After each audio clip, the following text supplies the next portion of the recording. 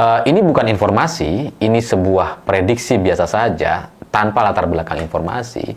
Ketika Mbak Saras hari ini dikembalikan menjadi anggota DPR RI, maka Sahroni, Uya Kuya, Eko Patrio, dan Nafa Urbach sepertinya mereka semua juga akan dikembalikan ke DPR RI.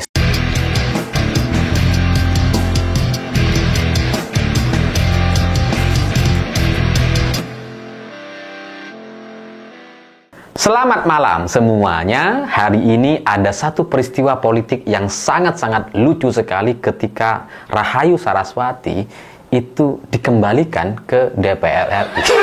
Diputuskan oleh MKD bahwa Rahayu Saraswati masih menjadi anggota DPR RI. Padahal sebulan sebelumnya dia secara sadar, secara pribadi sudah menyampaikan pengunduran dirinya dan sudah diumumkan kepada media. Dia upload dan bikin video di akun Instagramnya si Rahayu Saraswati ini dan menyatakan saya mundur dari anggota DPR RI. Tapi hari ini MKD memutuskan dalam sebuah sidang bahwa ya Rahayu masih sebagai anggota DPR. Apa-apaan? Ya, Rahayu mundur, MKD bilang, oh nggak bisa, tetap DPR. Ada apa ini gitu ya? Sebelum kita menganalisa ini sebenarnya ada apa, kalau kalian belum tahu atau sudah agak lupa, Rahayu Saraswati ini sebelumnya itu kan dianggap blunder karena ucapannya menyinggung masyarakat, karena sempat bilang bahwa anak-anak muda ini nggak boleh bergantung kepada pemerintah, kata Rahayu dalam sebuah pernyataan dalam sebuah seminar, dan itu viral di mana-mana, dianggap menyakiti masyarakat, dianggap ya kita nggak boleh bergantung tapi kalian bergantung. Jadi ya kalimat itu dianggap tidak pas, tidak sesuai, dan maka setelah itu Rahayu Saraswati mengundurkan diri. Karena ya ada momentum selanjutnya, ada peristiwa yang agak mengejutkan setelahnya ketika Sahroni juga ikut menyakiti dan bilang orang tolol gitu ya, orang bodoh kepada orang-orang yang menginginkan anggota DPR ini dibubarkan. Lalu muncullah kemarahan kepada Sahroni, Uya Kuya, Eko Patrio, dan Nafa Urbach.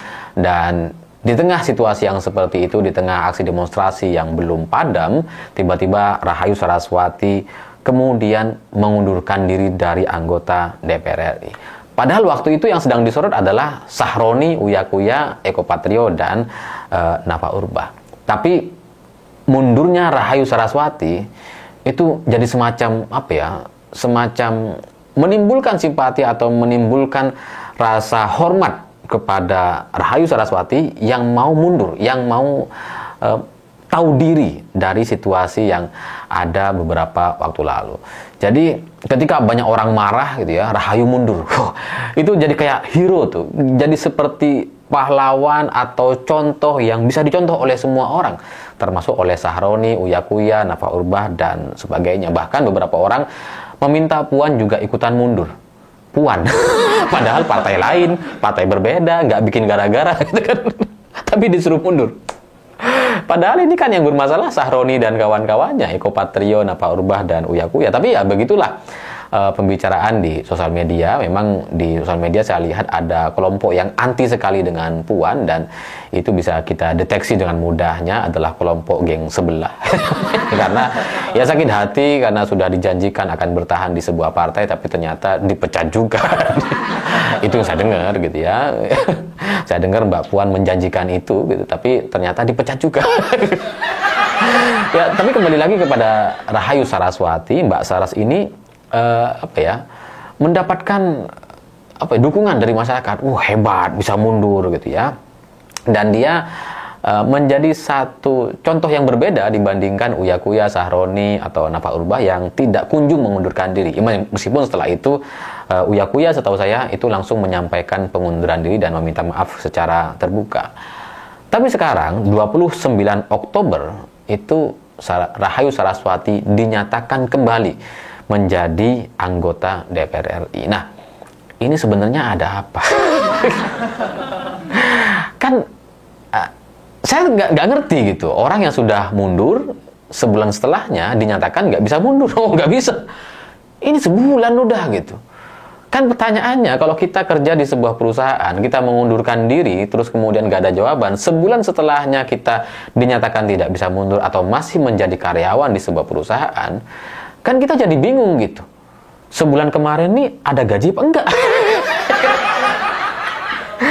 Ya, ada banyak sekali kebingungan-kebingungan kenapa ada waktu yang sangat panjang sekali untuk memutuskan atau mengembalikan Rahayu Saraswati sebagai anggota DPR RI. Karena waktu yang lebih dari sebulan itu rasanya tidak pas. Seharusnya ketika ada seseorang mengundurkan diri, setidaknya seminggu setelahnya itu bisa langsung diputuskan. Tapi ini lebih dari sebulan baru diputuskan dan dikembalikan. Entah akan ada rencana apa, saya nggak ngerti tujuannya bagaimana, kenapa Mbak Rahayu Saraswati dulu mengundurkan diri dan kemudian sekarang dikembalikan oleh MKD dan batal mundur atau kembali jadi anggota DPR RI. Mungkin waktu itu ya dia ngerasa, oh, saya mundur aja deh. Mungkin ini perasaan saya, karena waktu itu ada orang-orang yang curiga bahwa Mbak Saras akan jadi Menpora dan sebagainya, tapi ternyata batal gitu ya, nggak jadi menteri, nggak ikut dalam program reshuffle, nggak jadi gitu ya. Atau selain karena batal menjadi menteri, mungkin juga karena merasa bahwa ternyata pengunduran dirinya itu tidak diikuti oleh orang-orang lain di DPR gitu. Mungkin awalnya Mbak Saras merasa bahwa ketika dia mundur, maka yang lain juga akan mengundurkan diri gitu. Akan banyak orang yang mundur dan ya biar DPR itu bersih dan sebagainya. Tapi ternyata enggak. Enggak ada yang mundur. Terus ngerasa, ya daripada saya mundur ya udahlah masuk lagi. mungkin gitu ya. Tapi kan kalau masuk sendiri kan nggak enak, ya udahlah lewat proses MKD, biarkan MKD yang mengumumkan dan agar Mbak Saras bisa kembali ke DPR. Nggak tahu saya nanti ke depan akan seperti apa, apakah Mbak Saras akan pura-pura nggak tahu, ya sudah gimana lagi gitu ya, atau dia akan kembali mengundurkan diri setelah ini. Kita lihat aja gitu. Ya karena bisa aja gitu ya, ditolak sama MKD terus mengundurkan diri lagi. Sebulan lagi nggak kerja, bulan depan diputuskan, oh nggak boleh mundur lagi. Wah enak sekali. Ya jadi ya ini perlu menjadi bagian dari koreksi kenapa ada proses yang sangat lama sekali. Dan ya kalau setelah ini Mbak Saras kembali ke DPR atau pura-pura nggak tahu atau pura-pura nggak bersalah dengan pengumuman yang sudah dia ucapkan lebih dari sebulan sebelumnya, ya mungkin karena Mbak Saras melihat bahwa masyarakat Indonesia ini memang masyarakat yang pelupa ya. Ya udahlah, orang udah lupa, ya udah jadi DPR lagi.